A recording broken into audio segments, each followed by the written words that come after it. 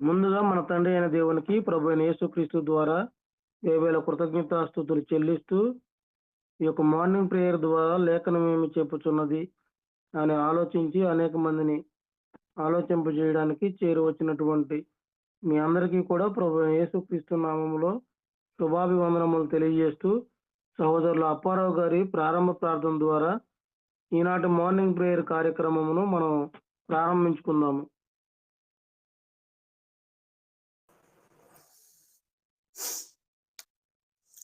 తండ్రి అయిన దేవుడికి కృతజ్ఞతలు చేరవచ్చిన మీ అందరికీ కూడా క్రీస్తు ప్రభు నామంలో ఉదయకాల వందనాలు శుభములు తెలియపరుచుకుంటున్నామండి. అందరికీ వందనాలు. ప్రార్థన చేసుకొని లేఖనం ఏమి చెప్పుచున్నదనే కార్యక్రమాన్ని ప్రారంభించుకుందాం.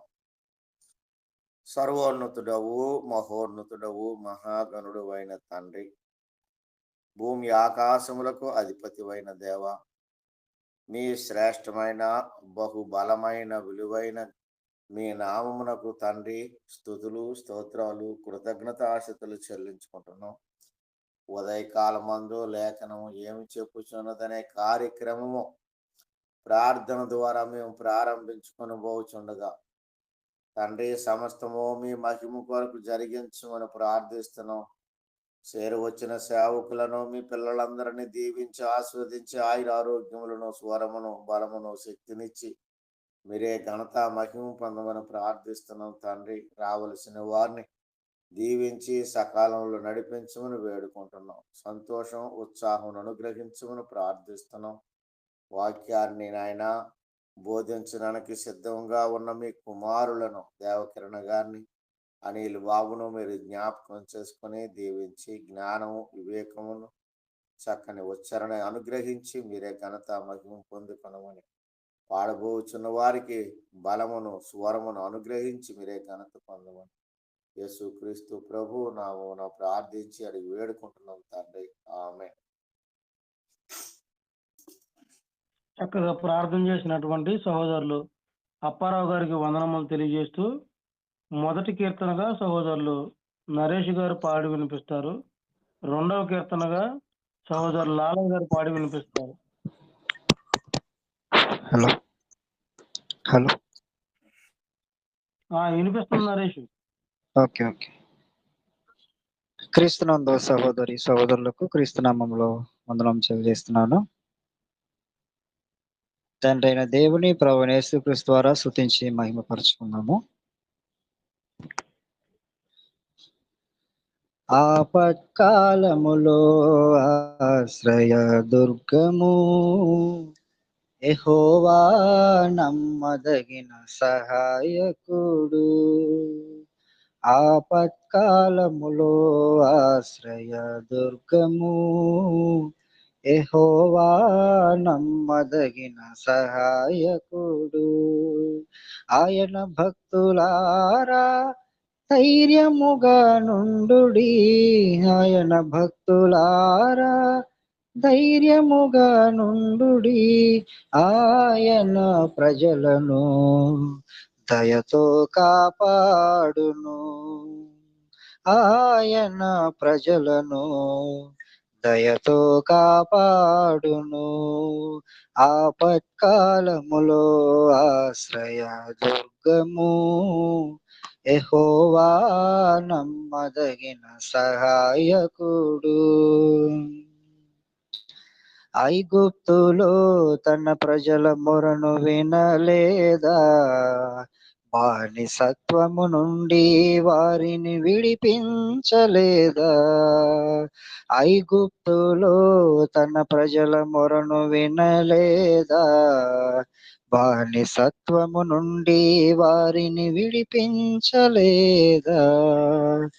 అద్భుతముగా తోడుంది వాగ్దాన భూమికి చేర్చలేదా, అద్భుతముగా తోడుండి వాగ్దాన భూమికి చేర్చలేదా.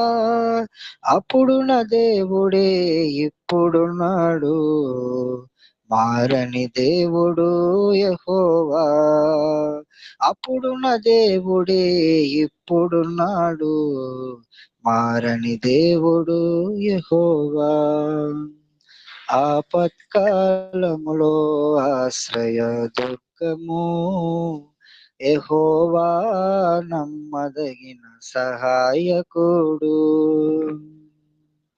తన యందు భయభక్తులు గలవారి చుట్టూ ఆయన దూత కావలియుండి రక్షించును. తన యందు భయభక్తులు గలవారి చుట్టూ ఆయన దూత కావలియుండి రక్షించును.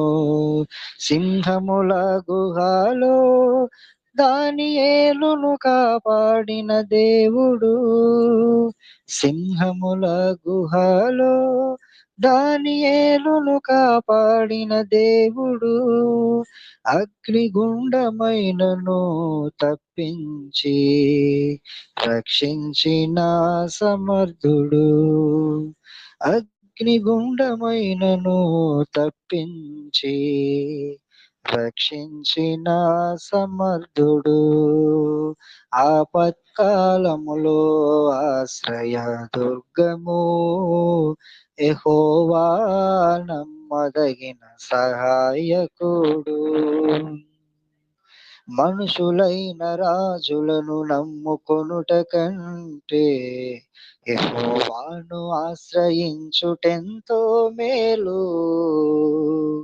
మనుషులైన రాజులను నమ్ముకొనుట కంటే యెహోవాను ఆశ్రయించుటెంతో మేలు. తన్నాశ్రయించిన వారిని విడువడు ఎడబాయడు, తన్నాశ్రయించిన వారిని విడువడు ఎడబాయడు. తన ప్రజల యొక్క క్షేమమును విస్తరింపజేయును, తన ప్రజల యొక్క క్షేమమును విస్తరింపజేయును. ఆపత్కాలములో ఆశ్రయ దుర్గము, యెహోవా నమ్మదగిన సహాయకుడు. యెహోవా మనకు తండ్రి అని నమ్మితే, క్రీస్తు లాంటి కుమారులుగా మనము ఎదిగితే, యెహోవా మనకు తండ్రి అని నమ్మితే, క్రీస్తు లాంటి కుమారులుగా మనము ఎదిగితే, ఆత్మ సంబంధమైన ప్రతి ఆశీర్వాదము మన సొంతమే. ఆత్మ సంబంధమైన ప్రతి ఆశీర్వాదము మన సొంతమే. క్రీస్తు నందున్న వారికి జీవము దాచబడి ఉన్నది, క్రీస్తు నందున్న వారికి జీవము దాచబడి ఉన్నది. ఆపత్కాలములో ఆశ్రయ దుర్గము, యెహోవా నమ్మదగిన సహాయకుడు. ఆపత్కాలములో ఆశ్రయ దుర్గము, యెహోవా నమ్మదగిన సహాయకుడు. ఆయన భక్తులారా ధైర్యముగా నుండుడి, ఆయన భక్తులారా ధైర్యముగా నుండుడి. ఆయన ప్రజలను దయతో కాపాడును, ఆయన ప్రజలను దయతో కాపాడును. ఆపత్కాలములో ఆశ్రయ దుర్గము, యెహోవా నమ్మదగిన సహాయకుడు. ఆపత్కాలములో ఆశ్రయ దుర్గము, యెహోవా నమ్మదగిన సహాయకుడు. వందనాలండి.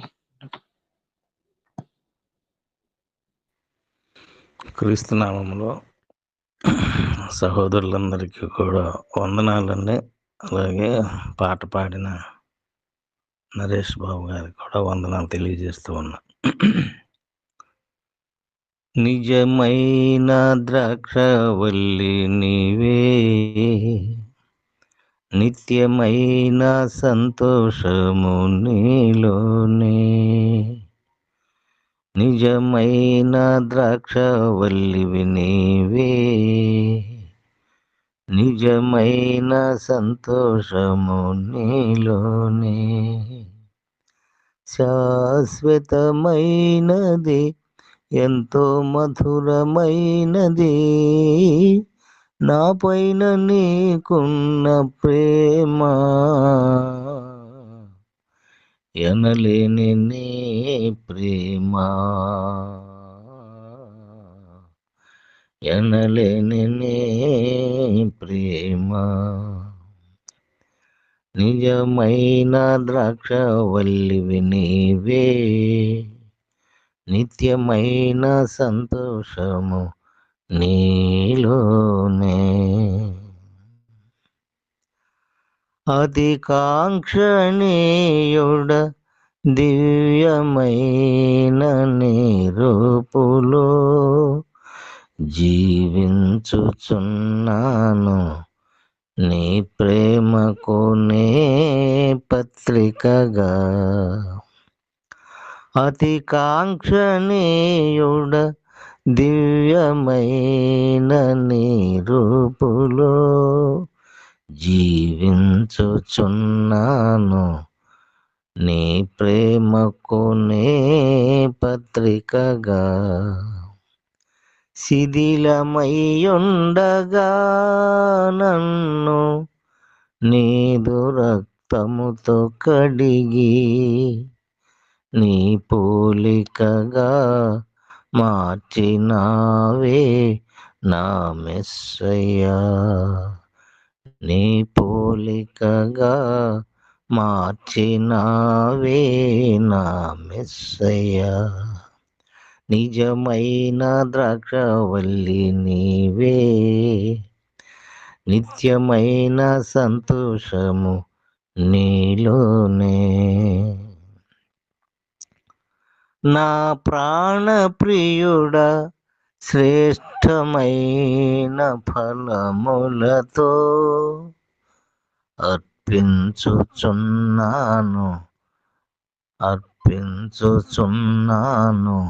సర్వము నీకే అర్పణగా.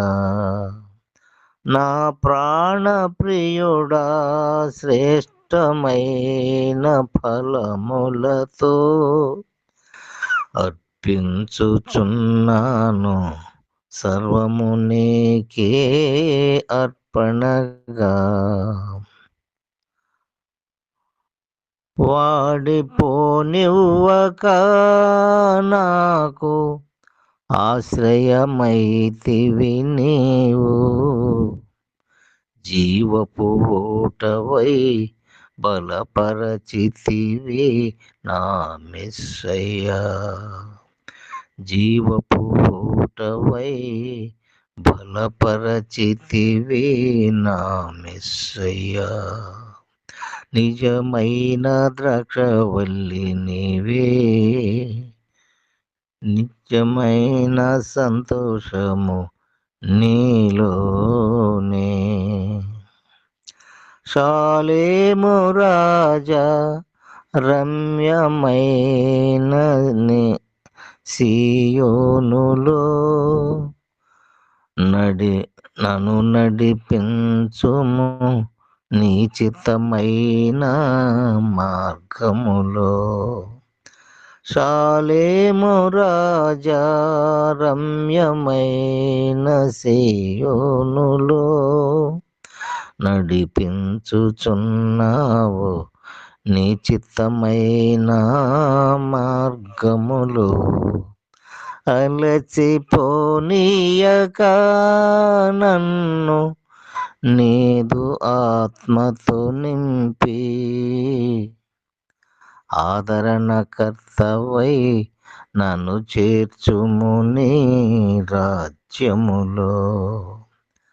ఆదరణకర్తవై నన్ను చేర్చుము నీ రాజ్యములో. నిజమైన ద్రాక్షవల్లి నీవే, నిత్యమైన సంతోషము నీలోనే, శాశ్వతమైనది ఎంతో మధురమైనది, నా పైన నీకున్న ప్రేమ,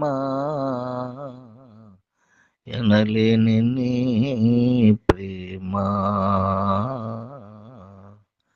ఎనలేని నీ ప్రేమ, నిజమైన ద్రాక్షవల్లి నీవే, నిత్యమైన సంతోషము నీలోనే. వందనాలండి.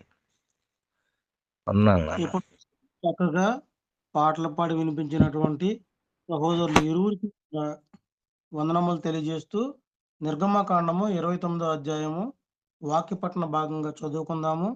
మొదటి 10 వచనాలు నవ్య గారు చదువుతారు. 11వ వచనం నుండి 20వ వచనం వరకు సహోదరి జ్యోతి గారు చదువుతారు. 21వ వచనం నుండి 30వ వచనం వరకు సహోదరి శ్రీకళ గారు చదివి వినిపిస్తారు. 31వ వచనం నుండి 37వ వచనం వరకు సహోదరులు అప్పారావు గారు చదువుతారు. 38వ వచనం నుండి చివరి వరకు సహోదరులు నరేష్ గారు చదివి వినిపిస్తారు.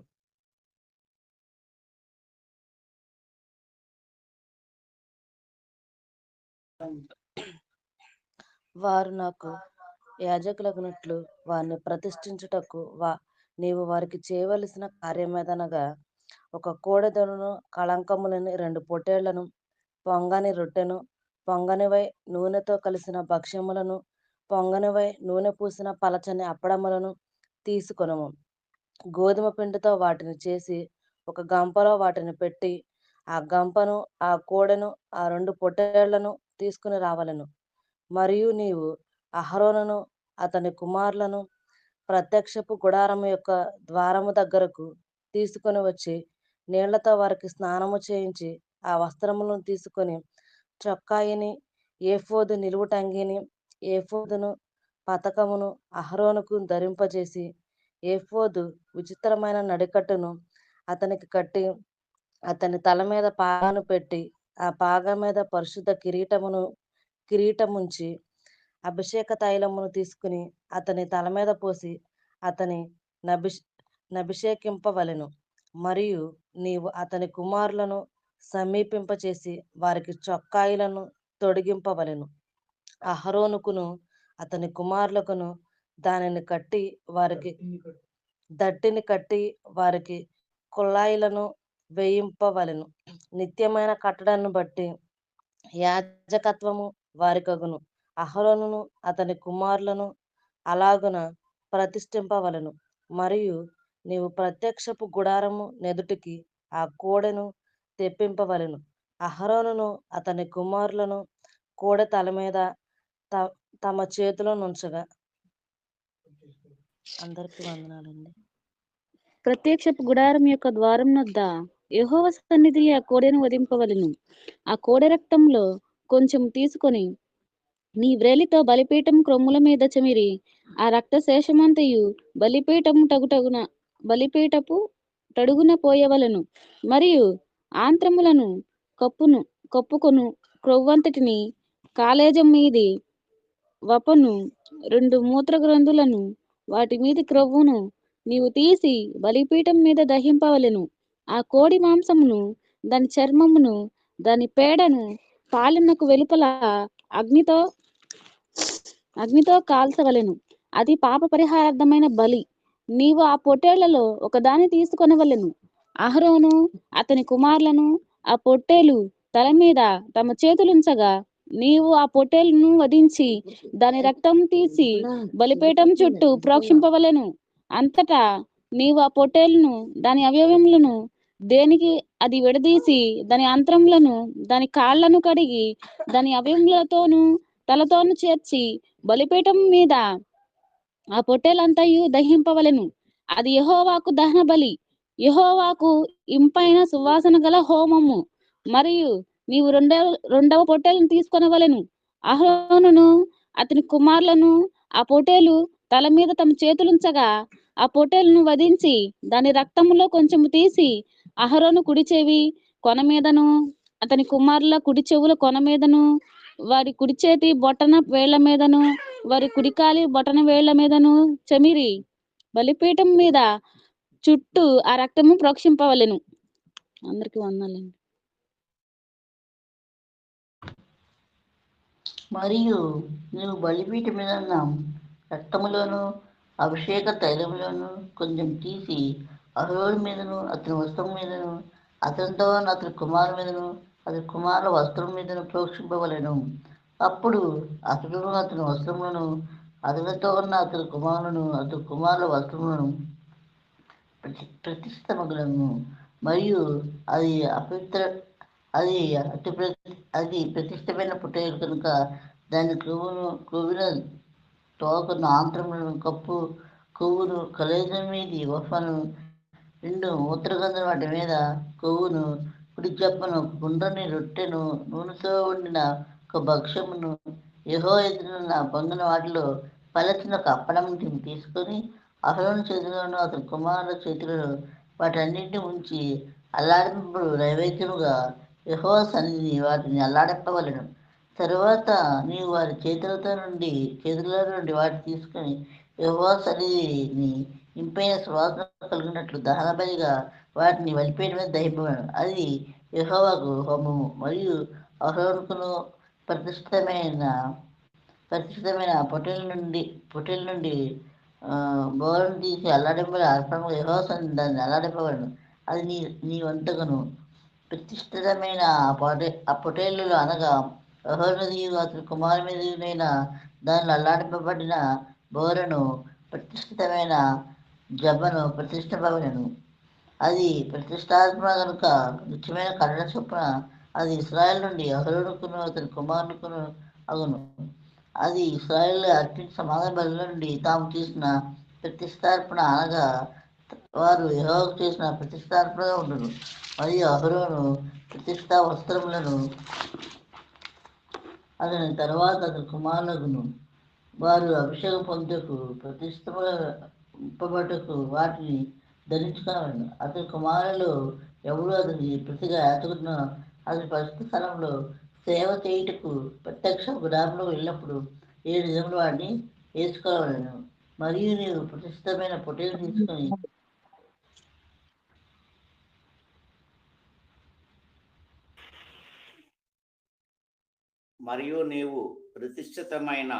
పొట్టేలు తీసుకొని పరిశుద్ధ స్థలములో దాని మాంసమును వండవలను. అహరోను అతని కుమారులను ప్రత్యక్షపు గుడారము యొక్క ద్వారము దగ్గర ఆ పొట్టేలు మాంసమును గంపలోని రొట్టెలను తినవలను. వారిని ప్రతిష్ఠిత చేయుటకును వారిని పరిశుద్ధపరచుటకును వేటి వలన ప్రాయశ్చిత్తము చేయబడునో వాటిని వారు తినవలను. అవి పరిశుద్ధమైనవి గనుక అన్యుడు వాటిని తినకూడదు. ప్రతిష్ఠితమైన మాంసములోనేమి ఆ రొట్టెలలోనేమి కొంచెమైనను ఉదయము వరకు మిగిలి ఉండిన ఎడల మిగిలినది అగ్ని చేత దహింపవలను. అది ప్రతిష్ఠితమైనది గనుక దాన్ని తినవలదు. నేను నీకు ఆజ్ఞాపించిన వాటన్నిటిని బట్టి నీవు అట్లు అహరోనుకును అతని కుమారులకును చేయవలను. 7 దినములు వారిని ప్రతిష్ఠింపపరచవలను. ప్రాయచిత్తము నిమిత్తము నీవు ప్రతిదినమున ఒక కోడెను పాప పరిహారార్థ బలిగా అర్పింపవలెను. బలిపీఠము నిమిత్తము ప్రాయచిత్తము చేయుట వలన దానికి పాప పరిహారార్థ బలి అర్పించి దాన్ని ప్రతిష్ఠించుటకు దానికి అభిషేకము చేయవలను. 7 దినములు నీవు బలిపీఠము నిమిత్తము ప్రాయచిత్తము చేసి దాని పరిశుద్ధపరచవలను. ఆ బలిపీఠము అతి పరిశుద్ధముగా ఉండును. ఆ బలిపీఠమునకు తగిలినది అంతయు ప్రతిష్ఠితమగును.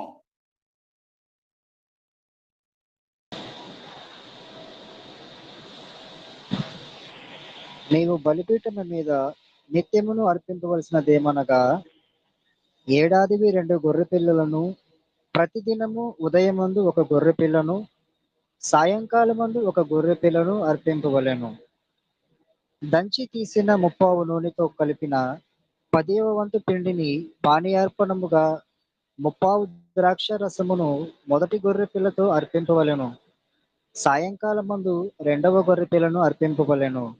అది యెహోవాకు ఇంపైన సువాసన గల హోమమగునట్లు ఉదయకాలమందలి అర్పణమును దాని పానీయార్పణమును అర్పించినట్టు దీనిని అర్పింపవలెను. ఇది యెహోవా సన్నిధిని సాక్ష్యపు గుడారం యొక్క ద్వారమునొద్ద మీ తరతరములకు నిత్యముగా అర్పించు దహన బలి. నీతో మాటలాడుటకు నేను అక్కడికి వచ్చి మిమ్మను కలుసుకొందును. అక్కడికి వచ్చి ఇశ్రాయేలీయులను కలుసుకొందును. అది నా మహిమ వలన పరిశుద్ధపరచబడును. నేను సాక్ష్యపు గుడారమును బలిపీఠమును పరిశుద్ధపరచెదను. నాకు యాజకులగునట్లు అహరోనును అతని కుమారులను పరిశుద్ధపరచెదను. నేను ఇశ్రాయేలీయుల మధ్య నివసించి వారికి దేవుడనై ఉందును. కావున నేను వారి మధ్య నివసించినట్లు ఐగుప్తు దేశంలో నుండి వారిని వెలుపలికి రప్పించిన తమ దేవుడైన యెహోవాను నేనే అని వారు తెలుసుకొందురు. నేను వారి దేవుడనైన యెహోవాను. ఇప్పటి వరకు చక్కగా ఈ యొక్క 29వ అధ్యాయం అంతటిని చదివించినటువంటి సహోదరులందరికీ కూడా వందనములు తెలియజేస్తూ సహోదరులు అనిల్ గారు ఈ యొక్క అధ్యాయాన్ని వివరించవలసిందిగా కోరుకుంటూ ప్రేమతో ఆహ్వానిస్తున్నాను. తండ్రి అయిన దేవునికి కృతజ్ఞతాస్తుతులు. చేరి వచ్చిన సహోదరి సహోదరులకు ప్రభు నామమున వందనాలు తెలియజేస్తూ ఉన్నాం.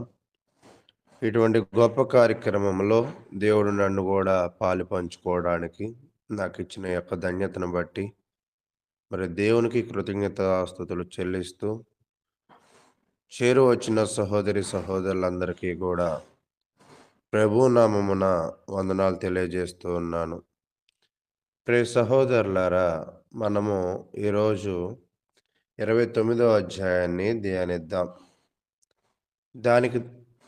దానికి ముందుగా నిన్నటి రోజు మనం నేర్చుకున్నది ఏమిటి అంటే, దేవుడు సాక్ష్యపు గుడారములో పనిచేసే యాజకునికి వేయవలసిన వస్త్రము గురించిన అధ్యయనాన్ని నిన్న తెలియజేశారు. ఒకవేళ టెలిగ్రామ్లో మీకు ఇవ్వబడిన ఫోటోని చూస్తున్నట్లయితే తలపాగా, బంగారు పళ్ళెం, ఛాతి పలక, దానిలో 12 రత్నాలు కలిగిన రాళ్ళు, ఊరుము తుమీము, దానిమ్మల గంటలు గురించిన ఏఫోదు వస్త్రమును గురించిన లేదా యాజకుడు ధరించవలసిన వస్త్రమును గురించిన దానిని మనం అయితే నిన్నటి రోజున ధ్యానించాం. అయితే ప్రియులారా, ఈరోజు మనం ఏం ధ్యానించాలి అంటే, దేవుడు ప్రతిదీ కూడా క్రమ పద్ధతిలో తెలియజేస్తున్నట్లుగా మనకైతే అర్థమవుతూ ఉంది. ముందుగా గుడారంలో ఉంచవలసిన వస్తువులు, తయారు చేయవలసిన విధానము, సేవ చేయవలసిన వ్యక్తి వేసుకోవాల్సిన వస్త్రములు అనే వరుస క్రమేపీ మనం చదువుకుంటూ వచ్చాం. ఈరోజు యాజకుడు లేదా ప్రధాన యాజకులను దేవుడు తన పనికి సిద్ధపరచడము అనే దానిని మనం చూస్తూ ఉన్నాం. చూడండి, నిర్గమకాండము 29వ అధ్యాయంలో 1వ వచనాన్ని చదువుకుని మనం ముందుకు వెళదాం. నిర్గమకాండము 29వ అధ్యాయము 1వ వచనం. వారు నాకు యాజకులగునట్లు వారిని ప్రతిష్ఠించుటకు నీవు వారికి చేయవలసిన కార్యం ఏదనగా. అయితే మనం గతంలో కూడా చూసాం, దేవుని పనిని చేయాలి అంటే ఖచ్చితంగా దేవుడి పిలుపు చాలా అవసరమైనది. దేవుడు తన పని చేయడానికి తానే సిద్ధపరుచుకుంటాడు అని కూడా మనం చూస్తూ ఉన్నాం. అయితే ప్రియ సహోదరులారా, ఇక్కడ యాజకుడు, ప్రధాన యాజకుడు పని చేయడానికి కేవలము లేవి గోత్రంలో ఉన్నవారు మాత్రమే అర్హులైనట్లుగా మనం చూస్తూ ఉన్నాం. అయితే వారిని ఎలా ప్రతిష్ఠించాలి అనే దాని మీద ఈరోజు మనం ముందుకు వెళదాం. ప్రతిష్ఠించడము అంటే ఒకవేళ దాన్ని హీబ్రూ పదంలో దాని అర్థాన్ని మనం చూస్తున్నట్లయితే నింపడము అనే అర్థాన్ని ఇస్తుంది. ఇప్పటిదాకా పనిని ఇంకెలాగ ముందుకు నింపాలి, యాజకుల ద్వారా పనిని ఆ యొక్క పరిస్థితులలో ఎలా చేయించాలి అనేదంతా గూడా ఈ అధ్యాయంలో మనం చూస్తూ ఉంటాం. ఈ అధ్యాయాన్ని పరిశీలన చేస్తున్నప్పుడు కొన్ని ప్రాథమికమైన అంశాలు ఉన్నాయి. ఒకటేమిటంటే దైవిక నియామకం. అంటే దేవుడు అహరోను, అతని కుమారులను ప్రతిష్ఠించాడని నిర్దిష్ట సూచనలను వివరిస్తుంది. యాజకత్వము అనేది మానవ ఆవిష్కరణ కాదు. అది దేవుని యొక్క ఆవిష్కరణ లేదా దేవుని యొక్క నియమము. అయితే వారు నాకు యాజకులుగా సేవించాలని, వారిని ప్రతిష్ఠించాలని దేవుడు తెలియజేస్తూ ఉన్నాడు. కాబట్టి ఈ యొక్క అధ్యాయం మనకేం తెలియజేస్తుంది అంటే, దైవిక నియామకముతో సేవా పరిచర్య ముందుకు వెళుతుంది. తదుపరి బలుల ప్రతీక.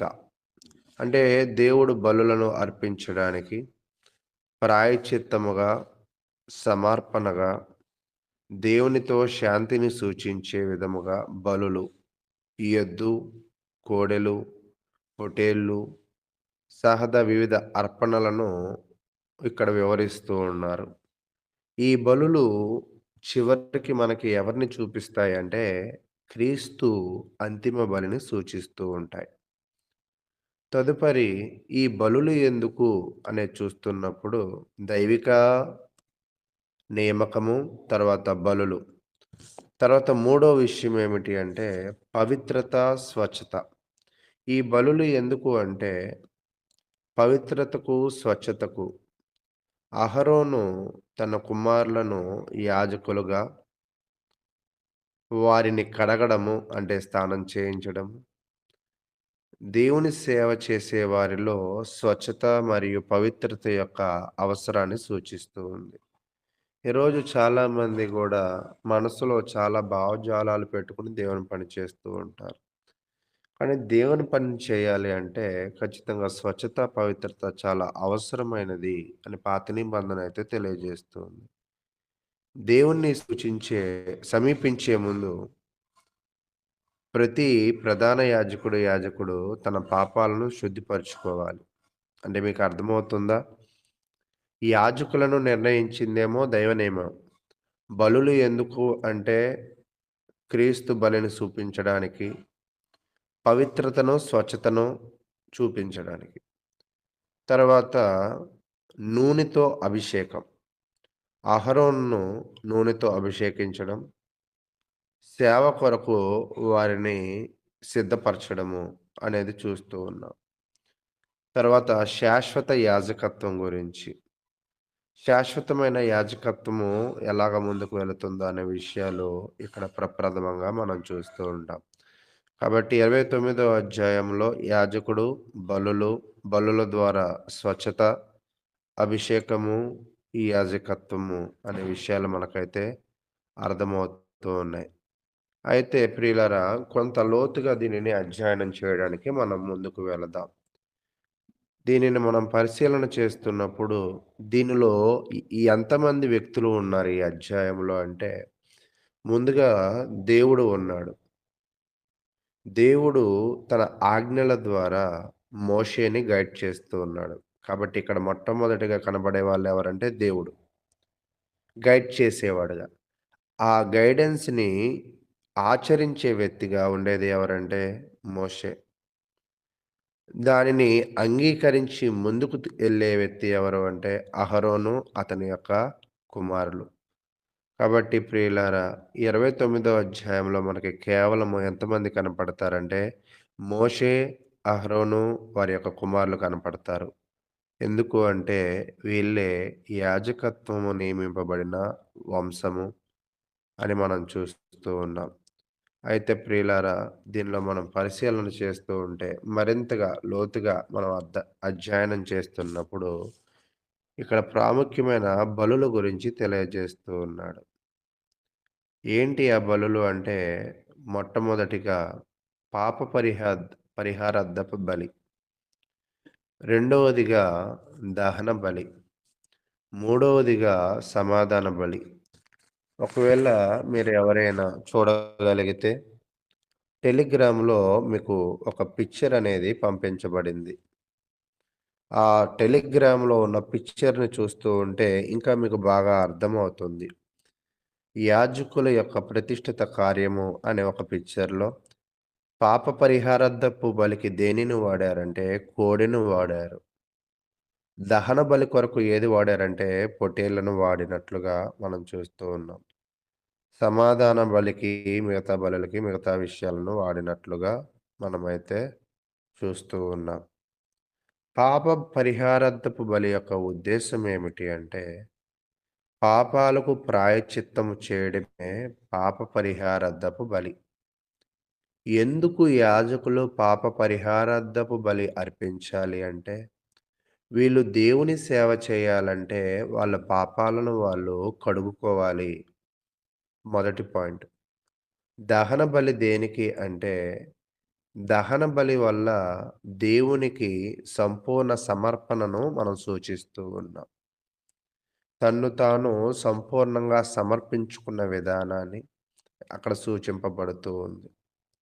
కాబట్టి పాప పరిహారార్థపు బలి పాపాన్ని పోగొట్టడానికి, దహన బలి దేవునికి సంపూర్ణ సమర్పణను సూచిస్తూ ఉంది. సమాధాన బలి ఇది దేనికి అంటే మానవునికి దేవునికి మధ్య సమాధానం కోరుకునే బలి. ఒకవేళ దీనిని మరొక పేరులుగా పిలుస్తారు. పాప పరిహారార్థపు బలిని కృతజ్ఞతార్పణగాను, దహన బలిని ప్రతిష్ఠితార్పణగాను, సమాధాన బలిని స్వేచ్ఛార్పణగాను కూడా మనం వింటూ ఉంటాం. కాబట్టి ఈ బలులు ఎందుకు యాజకులు చేయాలి అంటే వాళ్ళ పాపాలు పోగొట్టుకోవడానికి, దేవునికి సమర్పించుకోవడానికి, మానవులకి దేవుని మధ్య సమాధానము కోరుకోవడానికి ఈ బలులను ఎవరు చేయాలంటే యాజకులు చేయాలి. నిజానికి ఏమిటి అంటే దేవుని పని చేసేవాళ్ళు నిజంగా చాలా చక్కటి మాట తీరును, ప్రవర్తనను, అభిప్రాయాలను కలిగి ఉండాలని కూడా పాత నిబంధన బాగా తెలియజేస్తూ ఉంది.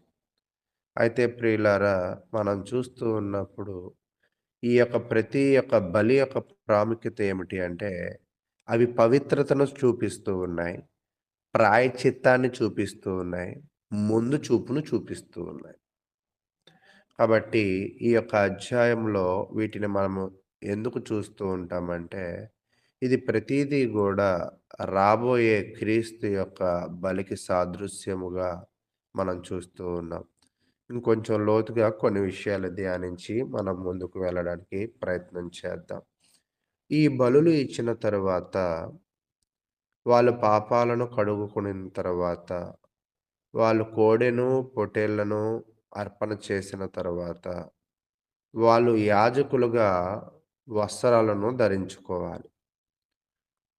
వారి యొక్క శరీరాలను గూడా మనం కడుగుకున్న విధానాన్ని గూడా మనం చూస్తూ ఉన్నాం. తర్వాత ఏం జరుగుతుందంటే నూనెతో బలి అభిషేకం. అంటే అర్పణలు గూడా నేనిస్తాను అనడానికి లేదు. అర్పణ ఇవ్వడానికి గూడా ముందేం చేయాలంట? సిద్ధపడాలి. ఎలా సిద్ధపడాలి? చక్కటి ఏఫోదు వస్త్రాలు వేసుకోవాలి. వారి శరీరాలను కడుగుకోవాలి. నూనెతో అభిషేకం జరగాలి. ఇవన్నీ జరిగిన తరువాత ఏమివ్వాలి? ఆ బలులను అర్పించాలి. అయితే ఇక్కడ మరొక 3 బలుల గురించి మనం చూస్తున్నప్పుడు అల్లాడించు అర్పణ, నిత్య దహన బలి, ప్రతిష్టార్పణ అనేది ఉన్నాయి. అయితే అల్లాడించు అర్పణ అంటే ఏమిటి అంటే, దానిని హీబ్రూలో నుంచి చదువుతూ ఉన్నప్పుడు ఎత్తు అర్పణ అంటున్నాడు. లేదా గొప్ప అర్పణ అని అంటూ ఉన్నాడు. కాబట్టి వారు చేతులు నుండి తీసుకొని దహన బలితో పాటు బలిపీఠం మీద కాల్చివేయాలి. ఎత్తు అర్పణ అంటే ప్రతిష్టార్పణ పొటేలులోని కొన్ని భాగాలు యెహోవా సన్నిధిలో అల్లాడించు అర్పణగా అర్పిస్తారు. అంటే పొటేలులో ఉన్న కొన్ని భాగాలను యెహోవా సన్నిధిలో అర్పించే అర్పణనే అల్లాడించు అర్పణ లేదా ఎత్తు అర్పణగా భావిస్తూ ఉంటారు. సేవను మరియు దేవునికి వారి అంకితభావాన్ని సూచిస్తుంది. ఈ ఎత్తు అర్పణ దేనికి అంటే అంకితభావానికి సూచిక. తర్వాత నిత్య దహన బలి. ఈ నిత్య దహన బలి ఏమిటి అంటే దహన బలికి సంబంధించిన సూచనలతో ముగిస్తుంది. ఇది ఆరాధన యొక్క నిరంతర స్వభావాన్ని మరియు దేవుని అంకితభావాన్ని సూచిస్తుంది. అంటే ఇక్కడ మీరు చూడండి, ఏది టచ్ చేసి చూసినా గూడా వారి యొక్క అంకితభావాల మీదే ఆధారపడి ఉంటుంది. కాబట్టి మనం ఒక పని చేస్తూ ఉన్నామంటే ఖచ్చితముగా మంచి ఉద్దేశాలు, అంకితభావాన్ని, పవిత్రతను, త్యాగాన్ని కలిగి దేవుని పరిచర్యలో మనము కొనసాగాల్సిన వారమే ఉన్నాం. అయితే ఒక 2 నిమిషాల్లో నేనింక దీనిని ముగిస్తాను. అయితే ఈరోజు క్రైస్తవులు దీనిని ఎలా అన్వయించుకోవాలి అంటే, ఇంతకుముందు కాలంలో యాజకులు కేవలము లేవి గోత్రం వారే. కానీ 1 పేతురు 2, 9, 10 వచనాల ప్రకారముగా క్రొత్త నిబంధనలో క్రైస్తవులందరూ గూడా యాజకులుగా అని తెలియజేస్తూ ఉన్నాడు. తెలియజేస్తూ ఈ యాజకులు వారి పాపాలు ఎలాగ కడిగి వేసుకున్నారో బలుల ద్వారా, క్రైస్తవులమైన మనము గూడా మన పాపాలను క్రీస్తు రక్తము ద్వారా కడిగి వేసుకోవాలి. వారి శరీరాలను ఎలాగ శుభ్రపరుచుకున్నారో బాప్తిసము ద్వారా మన పాపములను గూడా అలాగా మనము కడిగి వేసుకొని మనల్ని మనము శుభ్రపరుచుకోవాలి. అయితే యాజకులైతే ఏఫోదు వస్త్రం వేశారు గదా! మరి మనం గూడా ఏ వస్త్రాలెయ్యాలి? అంటే తెల్ల బట్టలే కదా అయ్యగారు అని అంటారేమో.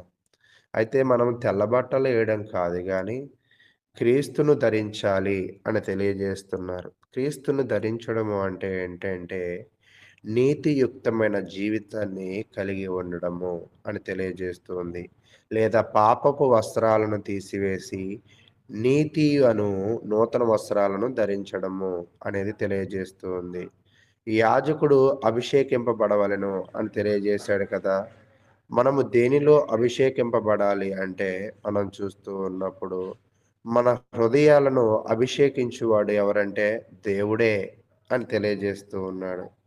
మన ఆత్మలకు సంచి కరువుగా ఎవరినిచ్చాడంటే పరిశుద్ధాత్మను దేవుడు ఇచ్చినట్లుగా గూడా మనం చూస్తూ ఉన్నాం.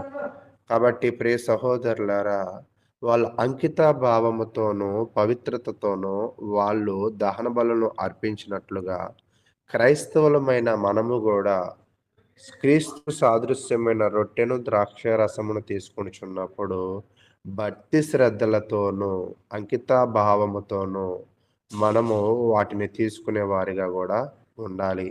కాబట్టి దీనిని వివరిస్తే ఇంకా చాలా లోతైన విషయాలు ఉంటాయి. కానీ ఈ యొక్క ఈ సమయంలో మేమేం వివరించాలనుకుంటున్నామంటే, ఈ అధ్యాయాన్ని మీరు ఎలా చదవాలి అనేది వివరించాలనుకుంటున్నాం. కాబట్టి ఈ అధ్యాయంలో బలులు ఉన్నాయి. ఆ బలులు దేనికి అంటే యాజకులను పరిశుద్ధులుగా, పవిత్రులుగా మార్చడానికి. ఎందుకు వాళ్ళు పరిశుద్ధులు, పవిత్రులు కావాలంటే దేవుని పని చేయాలి కాబట్టి. ఈరోజు క్రైస్తవులు గూడా దేవుని పని చేయాలంటే పరిశుద్ధులు, పవిత్రులుగా మారాలి. అది బాప్తిసం వలనే సాధ్యపడదని తెలియజేస్తూ ఈ సమయాన్ని నేను ముగిస్తూ ఉన్నాను. కాబట్టి మీకు ఇంకా అర్థం కావాలంటే మీకు పంపింపబడిన 2 ఫోటోస్‌ను కూడా మీరు వివరంగా చూసినట్లయితే తేలికగా మీకు అర్థమవుతదని ముగిస్తున్నా.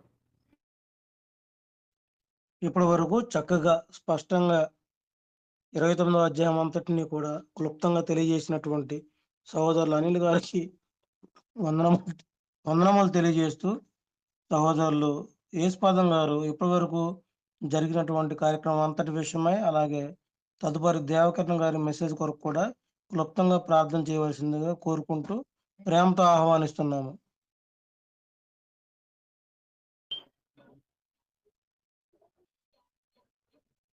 మంచిదండి, ప్రార్థన చేసుకున్నాం.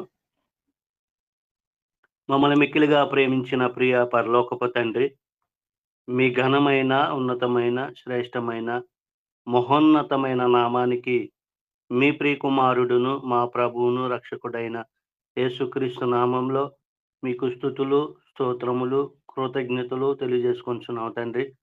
మమ్మల్ని ప్రేమించి మా జీవితంలో వచ్చిన దినాన్ని బట్టి స్తుతులు. ఈ దినాన మాకంటే ముందుగా మీ యొక్క భక్తులు నాయన లేచి ప్రార్థనలు, విజ్ఞాపనలు, యాసనలు, కృతజ్ఞతాస్తుతులు తెలియజేసి వారి గాత్రము ద్వారా మీ నామాన్ని మహిమపరుచున్నారు.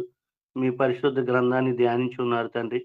అలాగే మీ దాసులు అనిల్ గారి ద్వారా మరి యాజకుడు మరి దేవుని పని చేయటానికి ఎలా ప్రతిష్ఠింపబడాలో, ఆ యొక్క బలులు ఎలా ఇవ్వాలో, మరి మా యొక్క పాపాల నిమిత్తము పరిశుద్ధ స్థలంలో వెళ్తున్నటువంటి యాజకుడు ముందుగా తన పాపాలు తీసేసుకొని ఆ పరిశుద్ధ స్థలానికి వెళ్ళాలి అనేటువంటి విషయాలు మరి తెలియజేయటానికి, వారు ప్రతిష్ఠింపబడాలనేటువంటి, వాళ్ళు ఏమేమి దహన బలులు, సమాధాన బలులు, పాప పరిహారార్థ బలులు అర్పించాలో స్పష్టంగా మాకు నేర్పించారు.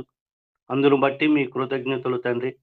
అలాగే మీ యొక్క దాసులు మరి దేవకిరణం గారి ద్వారా క్రీస్తు యొక్క దైవత్వాన్ని గురించి మాకు తెలియజేస్తున్నారు తండ్రి.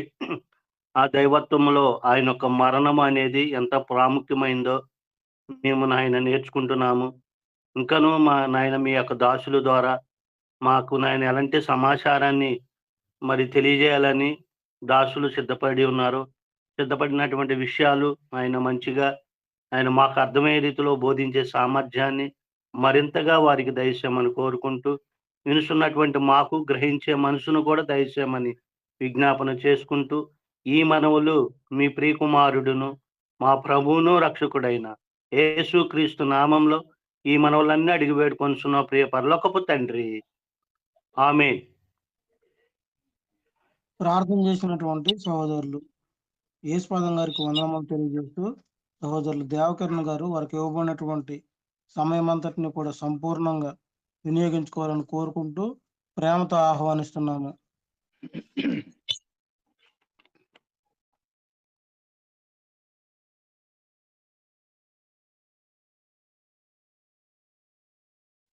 సార్ స్పీకర్ ఆన్ చేయలేదు సార్.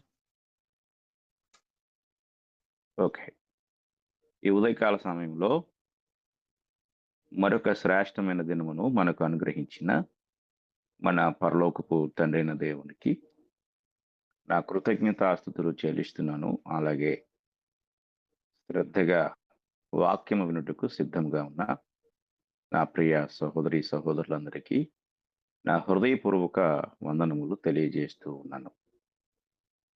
ప్రియులారా, గడిచిన దినము మనము క్రీస్తు ప్రభు యొక్క మరణమును గూర్చిన వాస్తవాలను మనము ధ్యానించాం.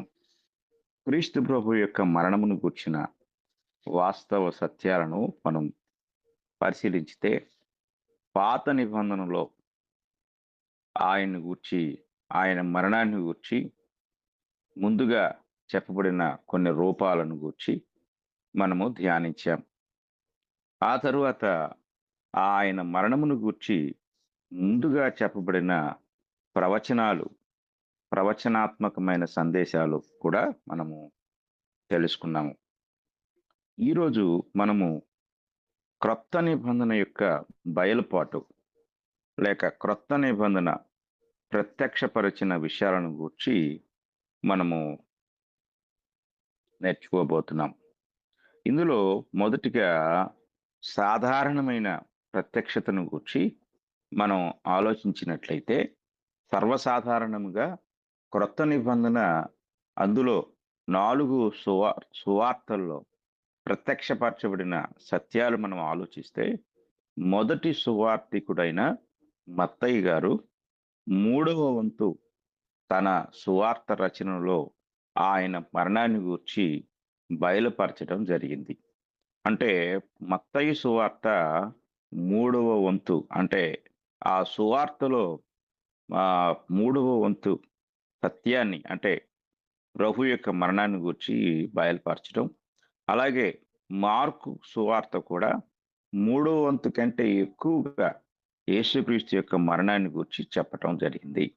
లూకా సువార్తలో 4వ వంతు మరియు యోహాను సువార్తలో సగం ఆయన శిలువ మరణానికి ముందు క్రీస్తు యొక్క చివరి వారం గురించి వివరిస్తాయి. అంటే ఆయన చివరి వారంలో ఆఖరి వారం ఏ విధంగా ఆయన మరణాన్ని పొందబోతున్నాడో అనే సత్యాలు మనము ఈ 4 సువార్తల యొక్క బయలుపాటులో మనం చూడగలం. ఈ 4 సువార్తలు యేసుక్రీస్తు యొక్క మరణాన్ని గురించి ఎంతో స్పష్టంగా మనకు తెలియజేశాయి. ఇక మనము వివరణాత్మకంగా ఈ యొక్క సత్యాన్ని గురించి ఆలోచించినట్లయితే క్రీస్తు ప్రభు యొక్క మరణము అనేది మనం ఈ క్రొత్త నిబంధనలో పరిశీలన చేసినప్పుడు మొదటిగా ఆయన మరణాన్ని గురించి మనం ఆలోచించినట్లయితే యేసుక్రీస్తు వారి యొక్క మరణము గూర్చి అనేక వచనాలు మనకు బైబిల్ గ్రంథంలో చెప్పబడ్డాయి. చెప్పబడిన వాటిని మనం పరిశీలించినట్లయితే అందులో ప్రాముఖ్యంగా మనము ఒక వచనాన్ని పరిశీలన చేస్తాము. మొట్టమొదటిగా రోమీయులకు రాసిన పత్రిక 5వ అధ్యాయం, రోమీయులకు రాసిన పత్రిక 5వ అధ్యాయము 10వ వచనాన్ని మనం చదువుకుందాం. రోమీయులకు రాసిన పత్రిక 5వ అధ్యాయం 10వ వచనం చూడండి. ఈ 10వ వచనాన్ని చూస్తే, ఏలయనగా శత్రువులమై ఉండగా ఆయన కుమారుని మరణము ద్వారా మనము దేవునితో సమాధానపరచబడిన ఎడల సమాధానపరచబడిన వారమై ఆయన జీవించుట చేత మరి నిశ్చయముగా రక్షింపబడుదుము. ఈ వచనాన్ని మనం ఆలోచన చేసినప్పుడు యేసుక్రీస్తు వారి యొక్క మరణం ద్వారా మనము దేవునితో సమాధానపరచబడుతూ ఉన్నాము. అంటే మనము దేవునికి మనకు మధ్య శత్రువు స్వభావం ఏర్పడింది. ఆయనకు మనకు మధ్య ఏర్పడిన శత్రుత్వాన్ని తొలగించుటకు క్రీస్తు ప్రభు వారు మరణించారు. ఏలయనగా శత్రువులమై ఉండగా అంటాడు ఈ మొదటి లైన్లో. కనుక దేవునికి మానవునికి మధ్య ఏర్పడిన ఈ శత్రుత్వాన్ని తొలగించటానికి క్రీస్తు ప్రభు యొక్క మరణము అవసరమైనట్లుగా మనం చూడగలం. అలాగే హెబ్రీయులకు రాసిన పత్రిక మనం చదువుకున్నట్లయితే హెబ్రీయులకు రాసిన పత్రిక 2వ అధ్యాయం 9వ వచనం మనకి ఇలా చెప్తుంది. దేవుని కృప వలన ఆయన ప్రతి మనుష్యుని కొరకు మరణము అనుభవించినట్లు దూతల కంటే కొంచెము తక్కువగా చేయబడిన యేసు మరణము పొందినందున మహిమా ప్రభావములతో కిరీటము ధరించిన వాణ్ణిగా ఆయన్ను చూస్తున్నాము. కనుక ఇక్కడ యేసుక్రీస్తు వారు ప్రతి మనుషుని కొరకు మరణము అనుభవించాలి అనేది దేవుని యొక్క చిత్తమై ఉన్నది. కనుక యేసుక్రీస్తు వారి యొక్క మరణాన్ని గూర్చి మనం ఆలోచించితే ఆయన అందరి కొరకు మరణించాలి. 14వ వచనం కూడా చూద్దాం. హెబ్రీ పత్రికలోనే 14వ వచనాన్ని కూడా చూస్తే, కాబట్టి ఆ పిల్లలు రక్త మాంసములు కలవారైనందున ఆ ప్రకారమే మరణము యొక్క బలము గలవారని, అనగా అపవాదిని మరణము ద్వారా నశింపచేయుటకును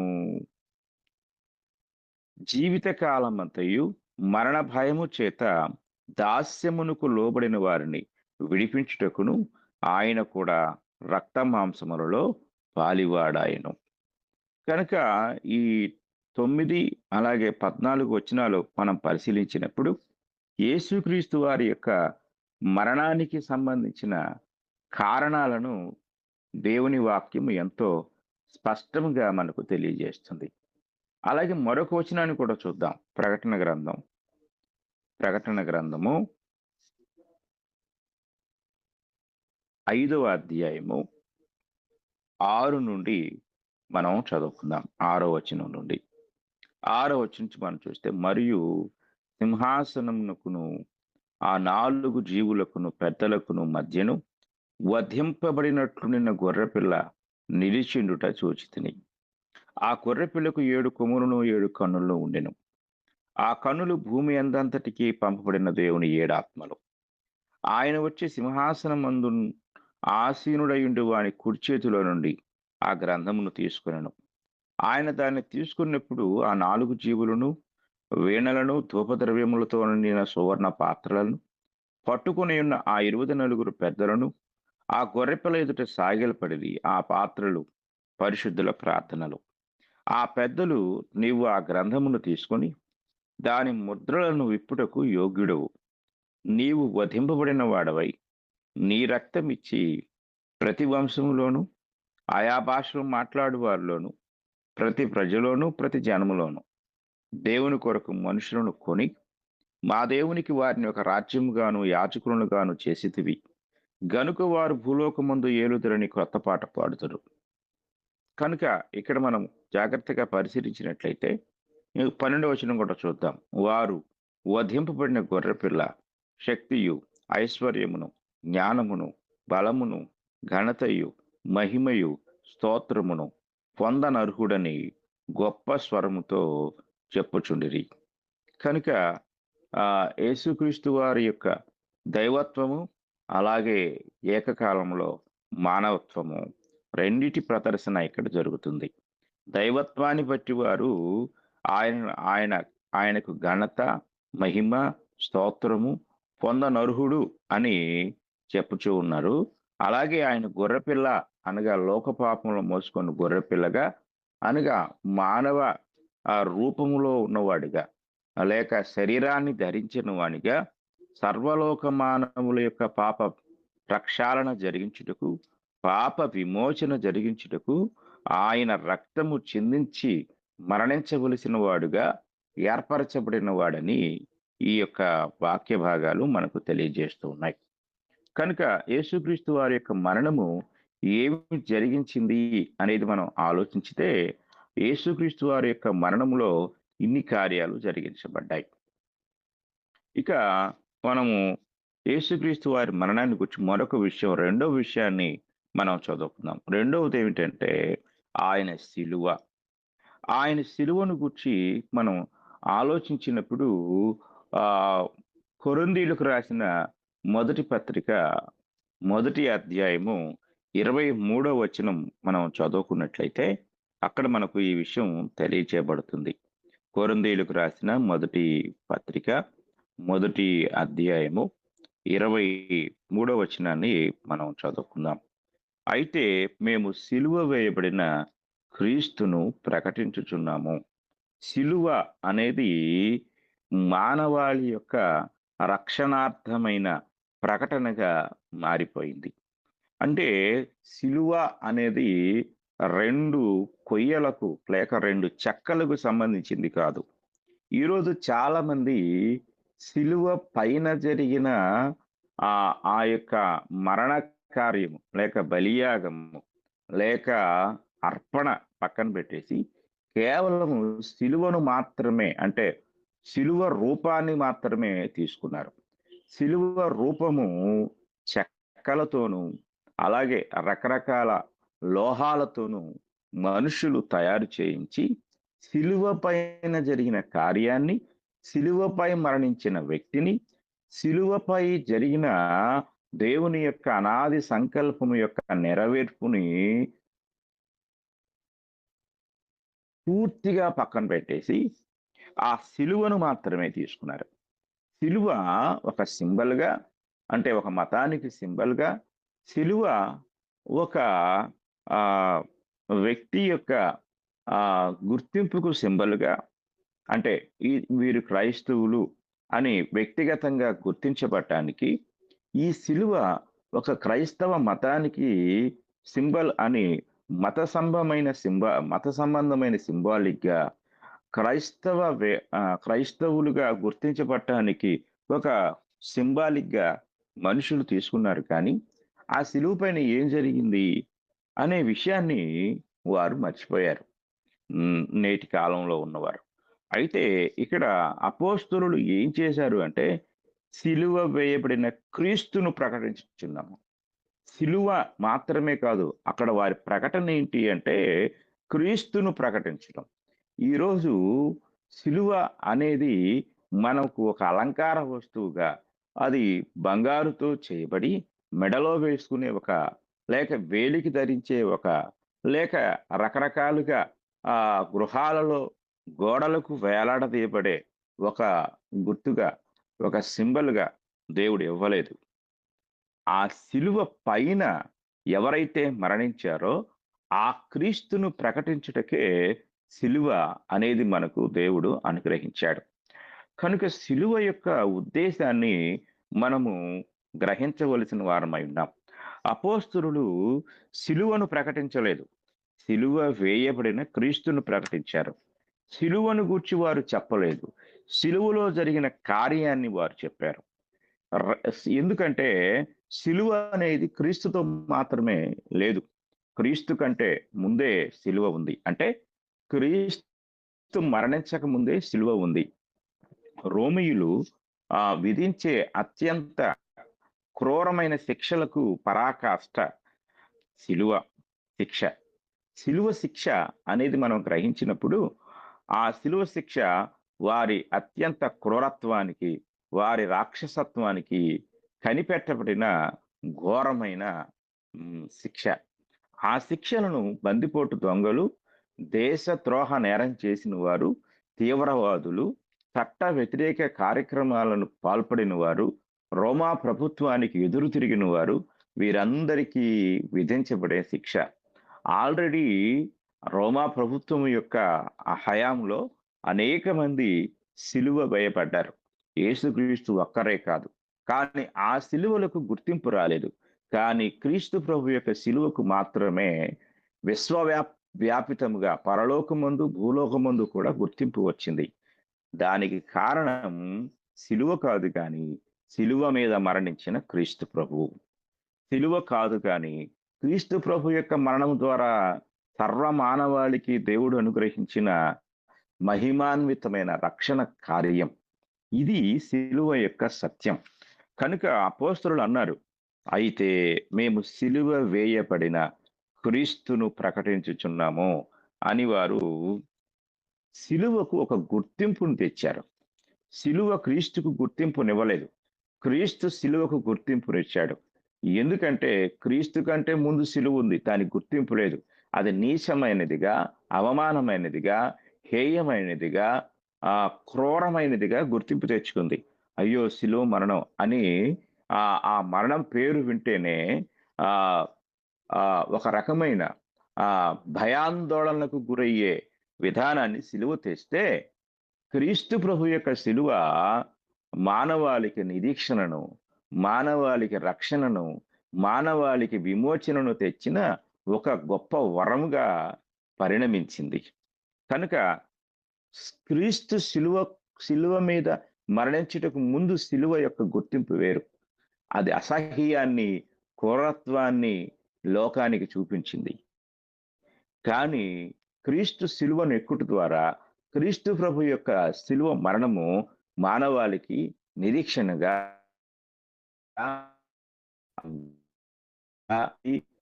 అందరూ కూడా స్వీకరించేదిగా, అది ఒక గొప్ప మరి సంతోషదాయకమైనదిగా, మానవ హృదయాల్లో ఉన్న భయాందోళనను పోగొట్టేదిగా, సాతాను పైన విజయంగా ఆ యొక్క సిలువ మరణించింది. అందుకే సిలువ చేత జయోత్సవముతో పట్టి తెచ్చి అంటాడు పౌలు గారు కొలసీలకు రాసిన పత్రిక. అంటే సిలువ జయోత్సవాన్ని తెచ్చింది. ఈ జయోత్సవం దేనికి అంటే పాపం పైన జయోత్సవం, మరణం పైన జయోత్సవం, సాతాను పైన జయోత్సవం. ఇన్ని ఉత్సవాలు జరిగాయి సిలువ ద్వారా. కనుక ఉత్సవ సూచకమైనదిగా మారింది క్రీస్తు ప్రభు యొక్క సిలువ. అంటే క్రీస్తు సిలువను ఎక్కుట ద్వారా ఈ సిలువ ఒక పండుగ వాతావరణాన్ని తెచ్చింది. కనుక క్రీస్తుకు ముందు సిలువ వేరు, క్రీస్తు సిలువనెక్కిన తర్వాత సిలువ యొక్క రూపం అంటే దాని యొక్క వర్ణన లేక ఆ సిలువ తెచ్చిన సంతోషం వేరు. కనుక సిలువ మరణం అనేది క్రీస్తు ప్రభువుకు అత్యంత క్రూరమైనది కానీ సర్వ మానవాళికి నిరీక్షణాస్పదమైనదిగా, సంతోషానికి కారణమైనదిగా క్రీస్తు ప్రభు దాన్ని మార్చివేశారు. గలతీయులకు రాసిన పత్రిక 3వ అధ్యాయము 1వ వచనంలో, ఓ అవివేకులైన గలతీయులారా, మిమ్మును ఎవడు భ్రమ పెట్టెను? సిలువ వేయబడిన వాడైనట్టుగా యేసుక్రీస్తు మీ కన్నుల ఎదుట ప్రదర్శింపబడెను కదా. అంటే క్రీస్తు సిలువను మర్చిపోయారు గలతీయులు. మర్చిపోయి వారు మరలా ధర్మశాస్త్రం వైపు మళ్ళీపోయారు. కనుక పౌలు గారు అంటున్నారు ఇక్కడ, సిలువ వేయబడిన వాడైనట్టుగా క్రీస్తు ప్రదర్శింపబడ్డాడు. క్రీస్తు సిలువ ఒక ప్రదర్శనగా జరిగింది, దాన్ని మర్చిపోయారా మీరు అని చెప్తూ వారిని గద్దిస్తూ ఉన్నాడు. అలాగే 6వ అధ్యాయం 14వ వచనాన్ని కూడా మనం చదువుకున్నట్లయితే, 6వ అధ్యాయము 14వ వచనంలో, అయితే మన ప్రభు అయిన యేసుక్రీస్తు సిలువ యందు తప్ప మరి దేని యందును అతిశయించుట నాకు దూరమవును గాక. దాని వలన నాకు లోకమును, లోకమునకు నేనును సిలువ వేయబడి ఉన్నాం. చూడండి, అపోస్తలుల యొక్క ప్రకటనలో లేక బోధలో సిలువ ఒక గొప్ప సాదృశ్యంగా మార్చబడింది. మరెన్నడూ రాని గుర్తింపును సిలువ తీసుకొచ్చింది. దానికి కారణం సిలువ కాదు గాని సిలువ మీద మరణించిన క్రీస్తు. కనుక క్రీస్తు సిలువ మరణము ఒక క్రైస్తవునికి అతిశయాస్పదం. అందుకే పౌలు ఇక్కడ అంటున్నాడు, సిలువ యందు తప్ప మరి దేని యందును అతిశయించుట నాకు దూరమవును గాక. అంటే మరలా మీ దృష్టి సిలువ మీదకు పోనివ్వకండి, సిలువ మీద మరణించిన క్రీస్తు పైన పెట్టండి. అంటే ఇక్కడ సిలువ యందు తప్ప అంటే సిలువ మీద మరణించిన క్రీస్తు ప్రభు యొక్క త్యాగమునందు తప్ప మరి దేని యందు నాకు అతిశయము లేదు. అందుకే మేము సిలువ వేయబడిన క్రీస్తును ప్రకటిస్తున్నాము అని పౌలు గారు ఎంతో అద్భుతంగా సిలువ ద్వారా జరిగిన ఆ గొప్ప కార్యాన్ని ఆయన వర్ణిస్తూ ఉన్నాడు. కనుక క్రీస్తు ప్రభు యొక్క మరణములో సిలువ పాత్ర ఎంతో ఉన్నతమైనది. కనుక ఎందరో శాపగ్రస్తులు, బందిపోటు దొంగలు, అలాగే దేశద్రోహులు, టెర్రరిస్టులు మరణించిన ఆ సిలువ ఈరోజు క్రీస్తు ప్రభువు ఆ సిలువ మీద ఎక్కుట ద్వారా, సిలువ మీద మరణించుట ద్వారా సర్వలోకానికి అది ఆశీర్వాదమైంది. శాపగ్రస్తమైన సిలువ, అవమానకరమైన సిలువ మహిమను తెచ్చింది, ఆ సంతోషాన్ని తెచ్చింది, రక్షణను తెచ్చింది.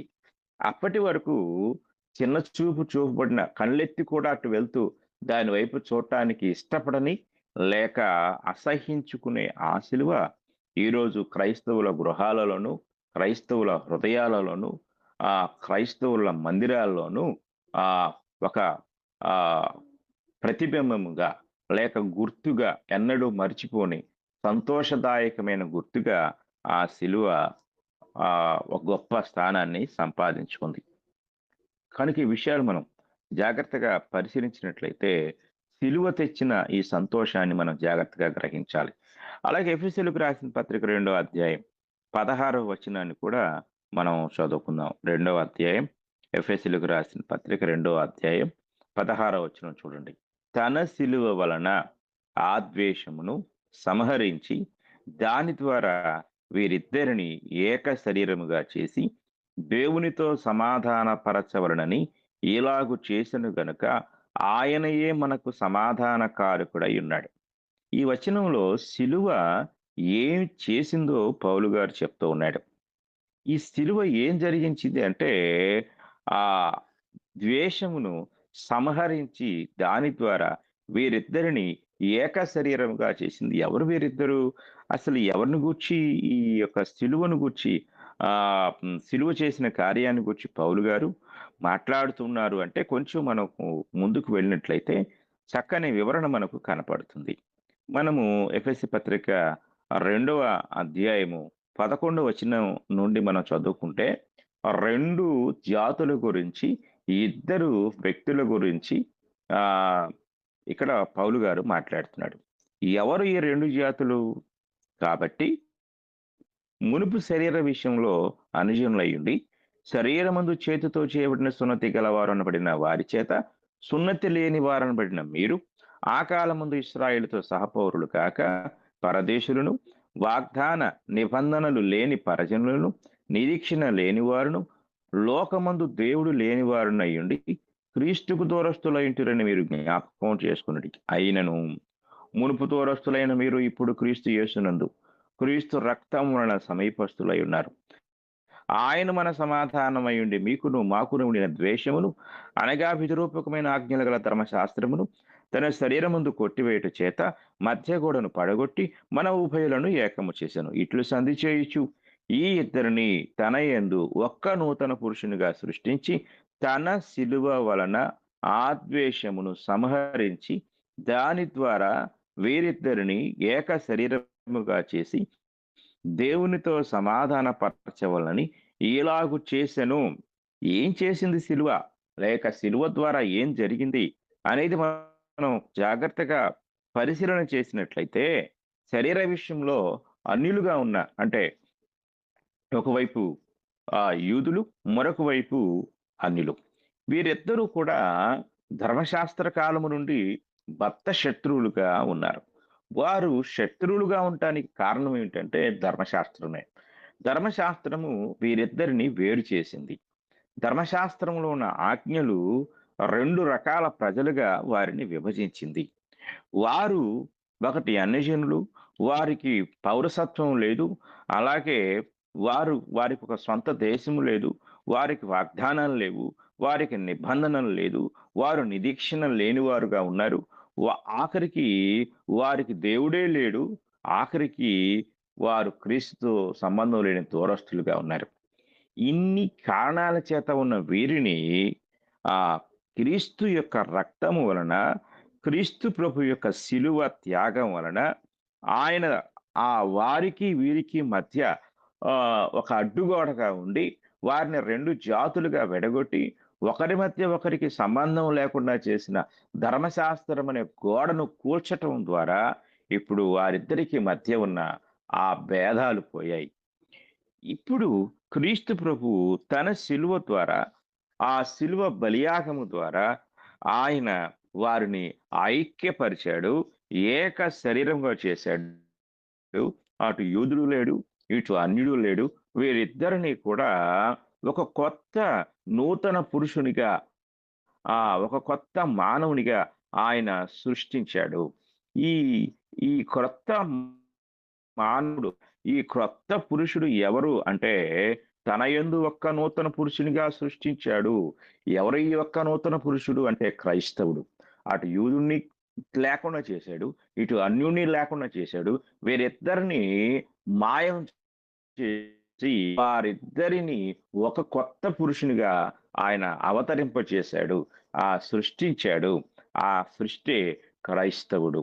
క్రీస్తు ప్రభు యొక్క సంఘం అనే దేవాలయంలోనికి వారిని ప్రవేశపెట్టి ఆ పాత దేవాలయంతో సంబంధం ఎవరికి లేకుండా చేసి వారిని ఒక నూతన పురుషునిగా సృష్టి ఆయన దేవునితో సమాధాన పరిచాడు.